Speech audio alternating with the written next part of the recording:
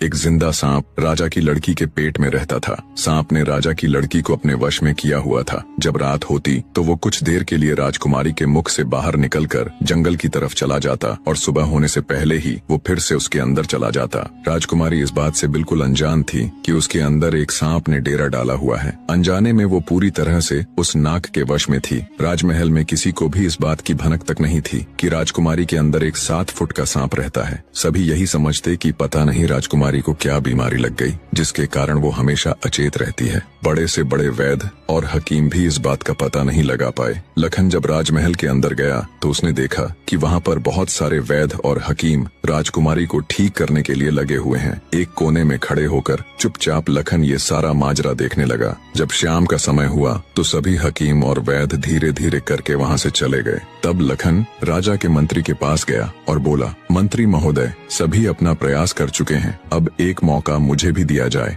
लखन की बात सुन मंत्री उसे अपने साथ ले राजा के पास जाता है और लखन का प्रस्ताव राजा के सामने रखता है। बेचारा हर तरफ से निराश हो चुका राजा एक बार अनमने ढंग से लखन की तरफ देखता है, फिर दुखी मन से कहता है, बताओ तुम मेरी बेटी का इलाज किस प्रकार करोगे। लखन राजा को प्रणाम कर बोला, महाराज, मुझे एक रात अपनी बेटी के साथ ठहरने की इजाजत दीजिए, तभी मैं किसी नतीजे पर पहुँच सकूंगा। एक बात और महाराज, मैं बिल्कुल एकांत में राजकुमारी के साथ रहना चाहता हूँ, तभी मैं अच्छे से ध्यान लगाकर राजकुमारी जी की बीमारी का पता लगा पाऊंगा। लखन की आत्मविश्वास भरी बातों से राजा के मन में हल्की सी उम्मीद जागी। उसने लखन को रात में राजकुमारी के साथ एकांत में रुकने की इजाजत दे दी। राजा की इजाजत मिलते ही लखन राजकुमारी के कक्ष में गया और उससे कुछ दूर एकदम चुपचाप बैठकर उसे देखने लगा। जैसे ही रात के 12 बजे का समय हुआ तो अचेत अवस्था में पड़ी हुई राजकुमारी के मुंह से सांप बाहर निकला और महल के परिसर से होता हुआ जंगल की ओर चला गया। ये सब देख लखन दंग रह गया। वो बिना कुछ हरकत किए चुपचाप वहीं बैठा रहा। जब रात का आखिरी पहर खत्म होने को आया तब वो सांप वापस लौटा और राजकुमारी चंद्रकला के मुख से होता हुआ पूरा उसके अंदर समा गया।